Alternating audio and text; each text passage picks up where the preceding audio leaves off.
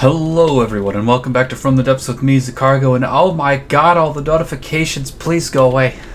Anyway, I'm just here in the designer mode doing a little bit of a showcase before we hop back into the adventure mode, because currently in the adventure mode we have sunk ourselves to the bottom of the ocean so that we could run away from a hunchback. Now, this hover tank over here, you might say, hang on a second, that looks familiar. I've been building this in a bit-by-bit series that I've been doing, wherein I showed how I got to this. Now, you might notice that it doesn't look the same. I ended up chopping off the massive missile launchers that were on the side of it, as well as converting the heavy armor back to metal. Now, I missed the patch note, because it's been a while since I've been thoroughly into From the Depths. I missed the patch note where heavy armor no longer absorbs EMP damage. It used to be that heavy armor would take EMP damage and you could use it to effectively EMP-proof craft. If you had enough heavy armor, then EMP couldn't do anything to you. Given that that was not the case, I went through and I added some EMP proofing near every single spin block and functional component that can be damaged by it. So this thing is now EMP proof. It's not perfect EMP proof. Certain angles it can still take EMP damage, but no longer will tiny amount. You can't make a tiny APS that fires EMP shells and knock this thing out of the sky, which was definitely a problem. Another problem that it was having was HESH, specifically on the turret. The turret could get popped by a single HESH shell. That has also been fixed with a change in how stuff's going on. Still basically the same gun, largely unchanged, just no longer explodes immediately to shots right there in the front. But yeah, you've also noticed I've downsized the missiles. The original finished, the craft that I built in that series ended up at about 114,000 materials. So this one coming in at just about 60, it is almost half for the same gun and faster movements. This over here is a work in progress still. It's going to be a higher performance version of this, which I have now officially dubbed the Hound.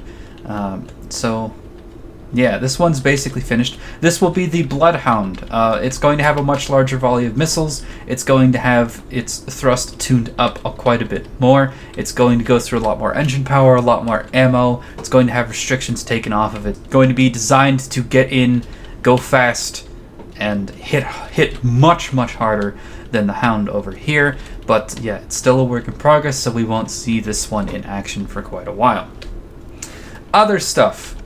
First off, I want some feedback on exactly what color I should paint this thing right here. This is the Reaching Rounder. It is a small little submarine that has a volley of 8 missiles, has a passive sonar, and it fires sonar buoys out of it. It sits just under the surface of the water, and it's definitely not invisible.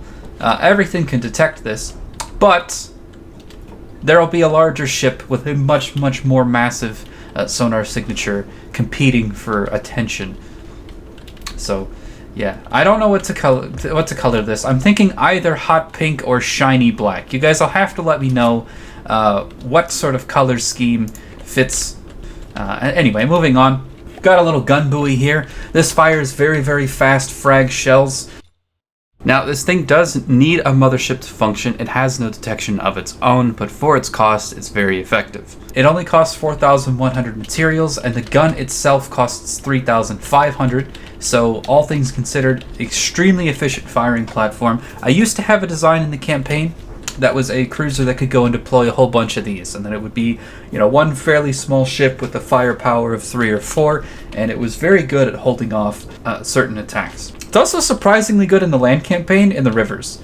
And then the Skeeter, you've already seen this, but I just want you to know I've changed the shells from being pure HE to being HESH. This thing, the pure HE was really good against all of the small designs, better than the HESH against all the really small designs, really early game designs that it was going up against, but now we're going up against much more advanced things that are properly armored, that aren't made of wood and spit, basically. So it needs to be firing HESH now.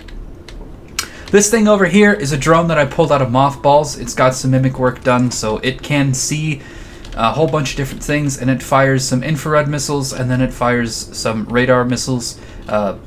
Pretty good, pretty cheap, only 9,000 materials, so solid system over there.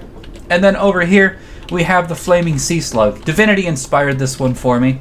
I don't know. Don't ask too many questions. It's got some torpedoes, and it's got some heavy missiles. This one's pretty good against larger ships for its costs. Only 18,000 to deliver a hefty volley of medium missiles and torpedoes. And over here we've got the uninvited guest, which is of course a boarding craft. These are the sub-vehicles that I'm working with. I wanted to just go over the ones that you haven't seen before, because then I don't have to explain it in the adventure mode. So, without further ado, let's head back into the adventure mode and keep going, running for our lives. Oh god, where am I? Oh god, I'm not on the Sunny. Oh Jesus. Okay, I loaded in and I'm not on the Sunny. Alright. I am now on the Sunny. Alright, so just taking a quick look around to get my bearings. We had that portal over to the northeast, that green portal. So, given that a hunchback spawned, we're heading towards the green portal, because that thing currently costs about 4 times as much resources as we do. Oh man. Yo, that thing looks really cool. Looks like it's a small Steel Strider's aircraft carrier. It should make pretty quick work of this Lightning Hood's craft. We are going to keep heading for that green portal for now. We're getting pretty close. As much as I'd like to watch that fight that's going on between the Steel Striders and the Lightning Hoods right now, I really need to drop some of the sleds so that we can actually make it through that green portal. Given that the first enemy to spawn in this zone was a hunchback, I really don't think I can afford to wait around. So yeah, we are getting out of here. And it's looking like that's not on the ocean, and I did try to ramp it, but I guess we missed. Oh no. Oh no no no no. No. 2 poles so that 1 missile can't shoot it down, and yes! Woo! Okay. Alright. Wow. We're alive. The old tactical double pole strat. Never fails. Alright. So first things first, I think what I'm going to do is we should be able to retrofit this back to the design before we added all the lead, and that should drop the extra propellers and rebuild our turrets and secondaries and whatnot. So let's do that. Alright, so here I am. I'm loading in 2 of the tanks, and I probably need to have them spawn a little further away. I've got them docked. So yeah, my craft looks like it's listing just a little bit. Not entirely sure it's stable, but yeah. Anyway, they're coming along quite nicely. We might have enough resources for a 3rd one. Okay, so I had to rebalance them and stick them directly out front and directly out back because the craft was rolling over. We definitely have enough resources for a 3rd one, and I'm trying out some camos on them, so we'll have to see what looks good. And yeah, I wonder if I could dock a 3rd one, or if that'll just sink me. I'm not sure. Let's find out. And it's looking like we can. Wonderful. Man. That's majestic, that is. Look at that. Makes you just want to like and subscribe. Maybe even share the video. Alright, so here we are. We have our first contenders, and I've released the Hounds.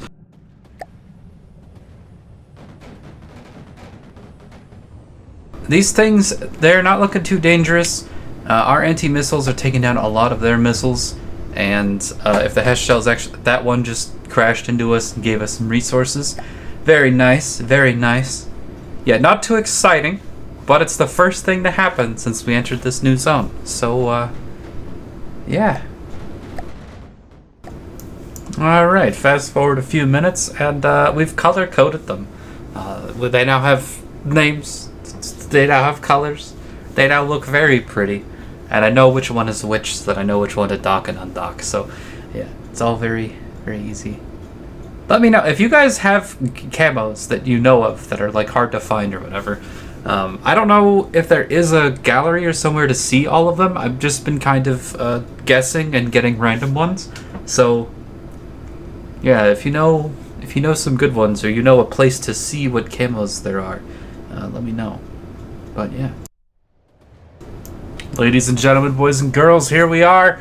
We've had something spawn, and I've released the Hounds, I don't know what it is yet. There we go. That one did undock right. Alright, now it's undocked. Save, because whatever it is doesn't seem too dangerous. Alright. What do we got here? That is a Deepwater Guard airship. I'm pretty sure that's the Pyraba? Piriba? Pyraba? Who the fuck knows? I think it's named after a fish. I'm not even sure. I'm gonna have to fucking Google this. But yeah, this thing. This is a pretty mean design. Pretty large. Not too difficult to actually take down. We seem to be doing plenty of damage to it. We're shooting down some of its missiles. Of course, it shoots missiles, we shoot anti-missiles, it shoots anti-missiles, and then we shoot more anti-missiles. It's a dance. It's a very, very wasteful dance, and oh no. Oh, it's advancing too fast for us to front side and have missile defenses up. That's not good. That's not good at all. It's no bueno. Oh, this thing is taking a beating, though. Okay, that's not ideal. That is not ideal. It's gonna have to be repaired. If I can get my camera under control. Alright, it's happening. Is it going down? Hang on. I can't control. Not close enough. Maybe I should get off of the deck with a massive airship firing at me.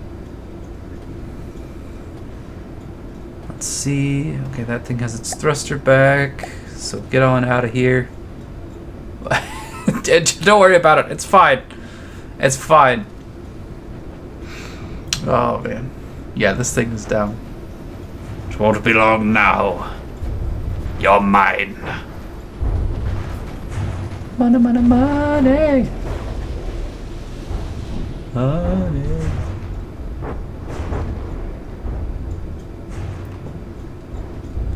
Alright, so we took down a Pyraba. Feels good, man. Alright, so then we got attacked by this thing. And attacked is a strong word because I don't even think it got a shot off. And then we got attacked by one of these things. Now this is a really tiny Grey Talons helicopter. It can be a bit of a pain in the ass if you don't land a lucky hesh shot on its engine and then it immediately falls out of the sky. So, yeah. That happened. Easy game. Alright, so I was just building on the craft when I noticed that something spawned in. My God! That is a lot of cram! What? What are you? Strausland. That's Onyx Watch for sure. It's one of the Onyx Watch broadsiders. We release the Hounds. We floor it. Listening. Listening.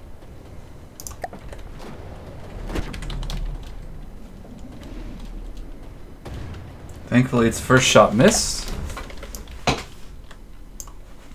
We got Hesh flying at this. Now, if we hit this thing, it's worth noting, it's probably not ideally set up to survive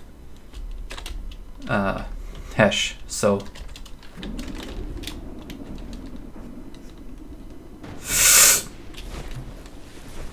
okay, it definitely hit us, but it barely did any damage.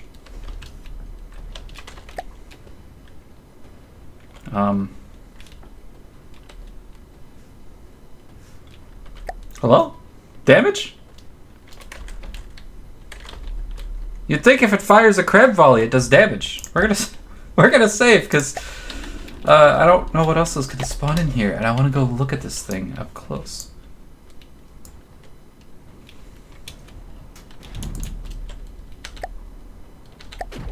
It's only lost 4%. It's probably gonna have another thing here soon. Just fired a cram volley.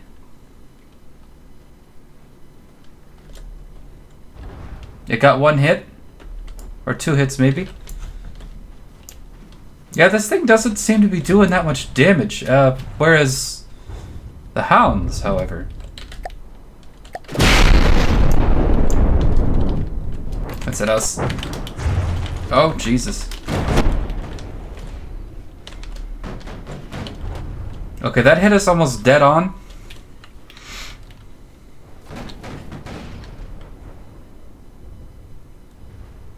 There's no reason to be this close to it, by the way. This is just foolishness. I like how we're still shooting down some of its crimes. Alright, so futures of cargo here. Upon noticing that some of my anti-air guns were actually shooting it down, I decided to upgrade them from the twin 40mm to the octo 40, for the quad 40mm to the octo variant. And I go through copy pasting and replacing these things. The footage is not ideal because you can't really see what's happening, but you can kind of tell that crimes are being popped. I'm really surprised at how effective these simple weapons are at shooting down incoming cram shells. I was not expecting them to be good at that, but I'm really glad I went ahead and added that other weapon controller on anyway. Also, what happened during this fight is a Deepwater Guard river home spawned in, and we completely murdered it without me even knowing until it was already despawning. I just kind of noticed that, yeah, that's it right there. So, rip. Alright, so here we are again. Something else has spawned in. Let's go see what it is. Is that a Scarlet Dawn? Alright, futures of cargo here, just to talk about this craft a little bit. This is the Scarlet Dawn Fissure. Now, I hadn't seen this before, and I take my time sort of looking at it while the game is paused, just to figure out what's actually up with it. It is a thruster craft, hovercraft thing. It uses primarily missiles. It's got some small kinetic missiles, a swarm of them. It's got some side missiles that are pretty nasty, and it's got some large cluster... Excuse me. It's got some large cluster missiles as well. The thing is pretty nasty, but it doesn't seem to have... It's not designed to be hit. It's also extremely fast. I'm not sure how fast it got up to in this engagement, but it was easily over 100 meters a second. And yeah, those cluster missiles are very nasty. We actually end up shooting down the only 2 cluster missiles it fired. So even though the little anti-missile defenses on my craft are not very big and they're not very optimal, and half the time they're not even looking at the opponent, when it counted and 2 extremely massive large missiles were coming in, they did manage to shoot them down. So I'm very happy with that. But we'll worry about that later. Gonna save because I ain't backing down. Oh my word, it's fast. It's also out of range. Also, hopefully we'll proc our missile interceptors.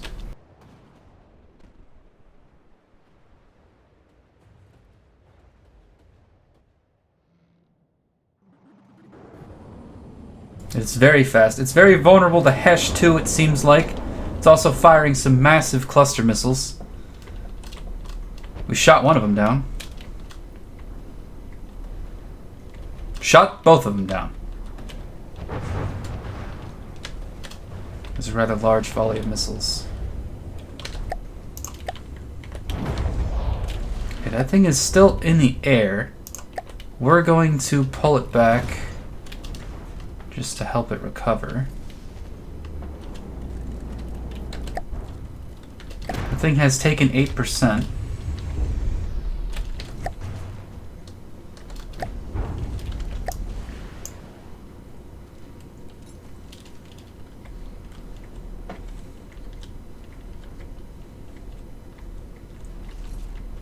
A lot of missile interceptors clashing over that thing.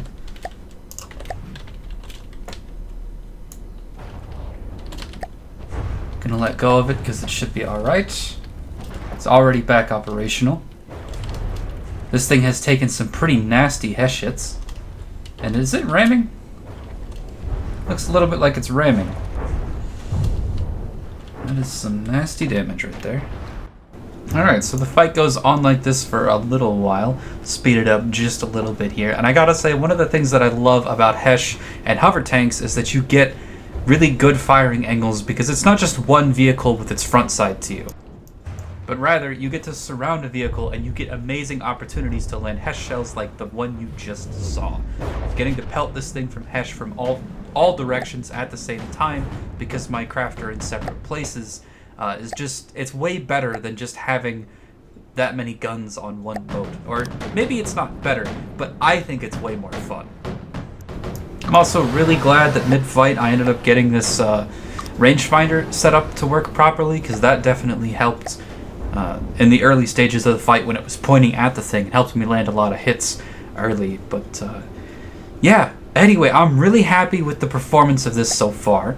I'm planning to expand the thing. I want to put the docks for the hover tanks on turrets that face the enemy, so that they will turn to face an enemy, and then I can have them like undock in sequence, all going off against the enemy.